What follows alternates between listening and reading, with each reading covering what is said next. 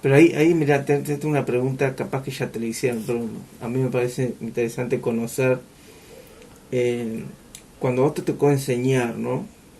Todo ese aprendizaje tuyo como un diseñador que pasó por toda esa etapa de la tipografía en tipo móvil, bueno, la fotocomposición, la era digital, eh, ¿cómo nutre a una persona que enseña, a un docente que le va a transmitir el uso de la tipografía, o qué te dejó, ¿no? Como para que vos pudieras abordar ahí la enseñanza de la tipografía y sus usos, la estética y bueno, Claro. bueno. Bueno, no, en primer lugar, la caracterización de la tipografía como un elemento clave del diseño gráfico, ¿no? O sea, es un elemento clave, como dice mi amigo Paco Calles, el mexicano, si no sabes de tipografía, no sabes de diseño. Él enseña tipografía en México. Pero sí, digamos, es importantísimo transmitir el papel clave que tiene la elección tipográfica, tanto en los aspectos expresivos de lo que se esté diseñando como en los aspectos utilitarios, ¿verdad? En ese caso, en ese sentido, digamos, es muy importante saber que hay tipografías que son más legibles que otras, cómo funciona la tipografía en función de su tamaño y su relación con el interlineado, con el interletrado, con la distancia de lectura que va a tener aquello que se está diseñando. Obviamente no es lo mismo diseñar una página de un libro que un cartel carretero. Hay, digamos, una relación directa entre lo que se diseña y su uso, ¿verdad? Y en ese caso, digamos, la primera lección, digamos, es, bueno, hay tipografías que tienen determinados usos y hay otras que tienen otros determinados usos. Obviamente siempre hay un espacio donde se puede, digamos, experimentar e invadir, digamos, el campo de lo otro. Pero eso tiene que ser utilizado en función de una demanda expresiva, básicamente. Si nosotros lo que estamos diseñando es un libro científico, un manual sobre neuropsicología o lo que sea, no podemos experimentar mucho. Ahí tenemos que ser muy claros y muy precisos en lo que ponemos como material soporte de lo que se dice en ese texto, ¿no? Entonces ahí habrá que tener en cuenta las diferenciaciones entre las características del texto, que es un texto corrido, que es una cita, que es una nota al pie, que es, en fin, cada una. Esa es la parte, digamos, medular del uso tipográfico editorial. Entonces, ahí el espacio de experimentación es realmente acotado y es deseable, digamos, que haya un conocimiento de esa parte del diseño, ¿no? Hay referentes como Jorge de Bueno, como Robert Billinghurst, en los cuales uno se puede apoyar para saber a ciencia cierta cuáles son los parámetros, digamos, de ese diseño. Después, en la carátula de un libro, bueno, ahí hay otra libertad que está asignada por varios factores, ¿no? Uno es qué tipo de libro. ¿Es un libro de vidriera o es un libro de biblioteca? O sea, un libro de vidriera es un bestseller, donde el nombre del autor tiene que tener mucho más importancia que el título del libro, que a nadie le importa, ¿no? Paulo Coelho, yo qué sé, el animalito que encontré tirado. Entonces, eso es el uso digamos, comunicacional de la tipografía que tiene que ser tenido en cuenta. Ahora, si es un estudio sobre la reproducción del ornitorrinco, ese libro jamás va a estar en la vidriera de una librería.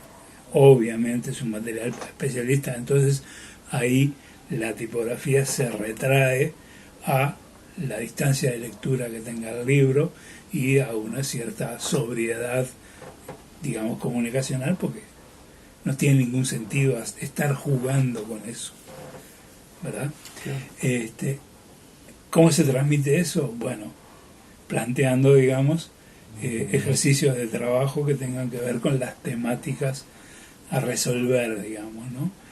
Y por otro lado, poniendo en juego la capacidad de los alumnos en experimentar con el diseño de una tipografía. Obviamente no un trabajo profesional con programas exprofeso como FonLab o lo que sea, ¿no? Sino que el propio Corel tiene un pequeño programita que permite diseñar tipografías. O sea, lo que importa es el propósito. Yo hice durante algunos años en la ORT la prueba esa de enseñarles a usar ese programita y plantearles que buscaran una motivación para resolver el diseño de una nueva tipografía. Eso les abría un mundo, un campo muy, muy importante, que recién empezó a germinar hace pocos años cuando empezaron a aparecer tipógrafos acá, que no había, ¿verdad? Pero un poco el germen de eso estuvo por ese lado, ¿no? Desgraciadamente yo había guardado la mayoría de los ejercicios, pero un disco duro marchó y me queda una tipografía, nada más, que no sé quién la diseñó, no tengo el nombre del alumno, pero es muy linda y fue diseñada en función de el cartel de entrada de lo que era el restaurante Morini, que estaba ahí atrás del Solís. Y esa tipografía la tengo y realmente, inclusive la usé en algún proyecto.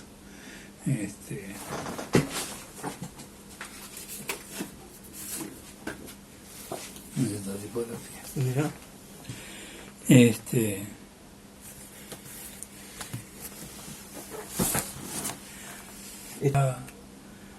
O sea que esta es uruguaya, diseñada por yo creo que es la primera, si no es la primera, es tipografía diseñada en Uruguay. Mirá. Mucho antes de Somaruga y de toda esa gente.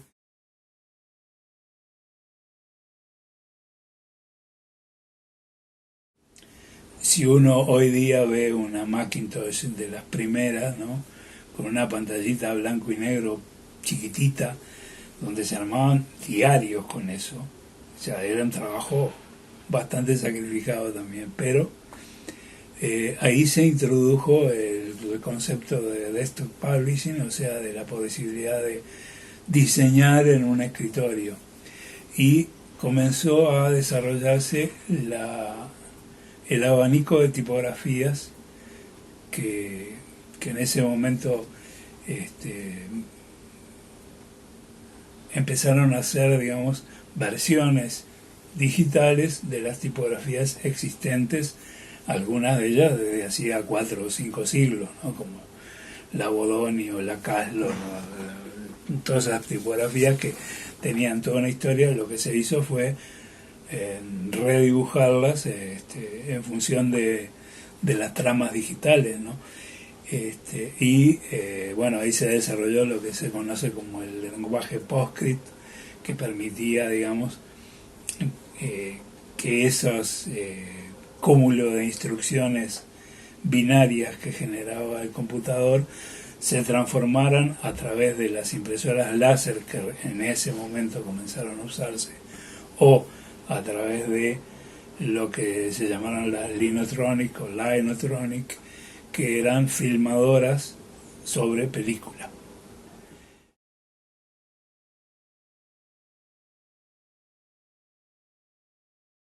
Lo que pasó con Emigré fue un estudio de diseño tipográfico digital, el primero que utilizaban, o sea, surgió en el año 85, 86 junto con la primera Macintosh, que estaba dirigido por una diseñadora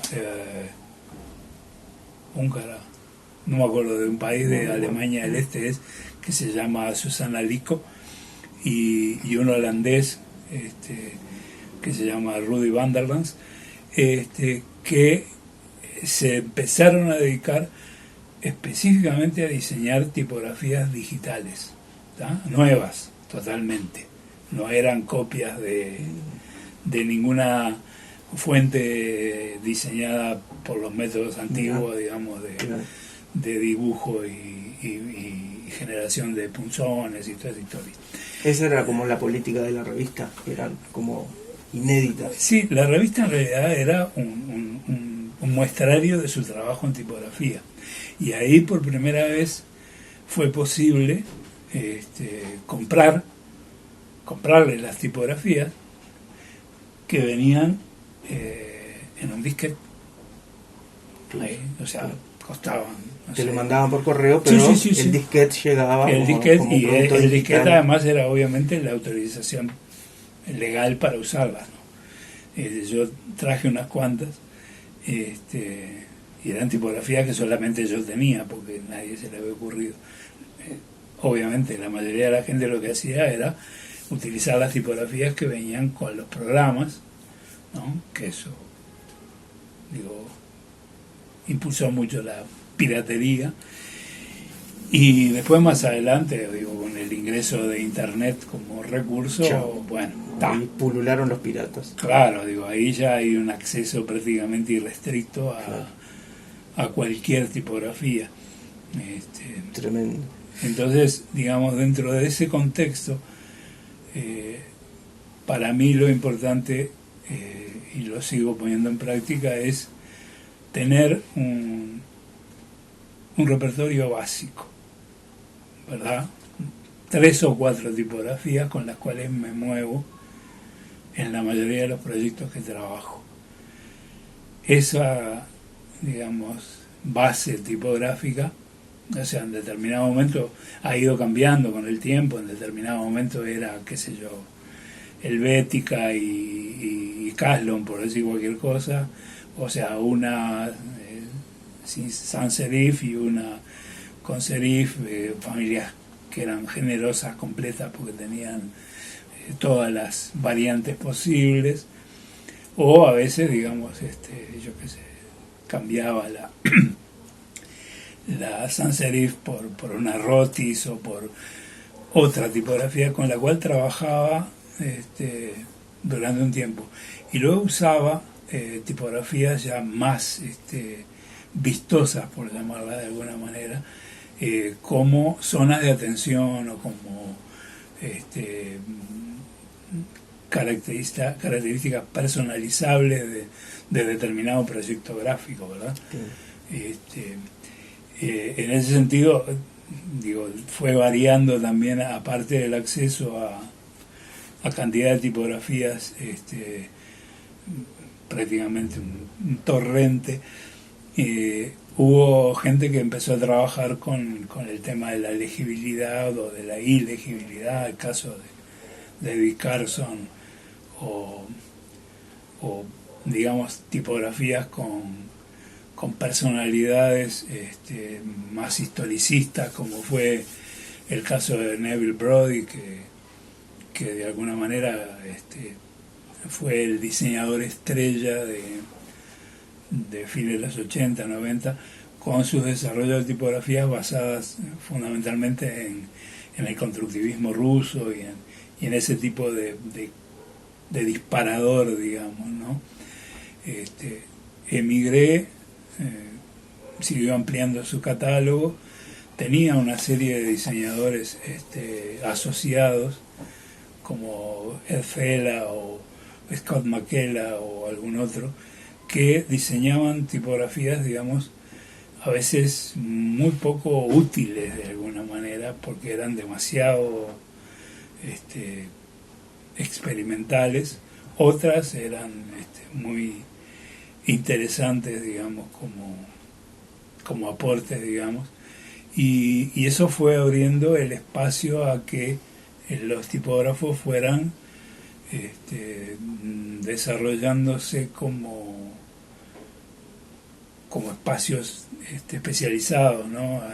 Speakerman, qué sé yo, Matthew Carter, gente que trabajaba en su estudio, digamos, y generaba ya fuentes tipográficas que le compraban, digamos, Linotype, que siempre fue la más grande, digamos, encargaba a Speakerman una tipografía mojo de tal tipo para tal cosa, y luego la comercializaba, y acá en el Cono Sur veíamos cómo robarla, claro.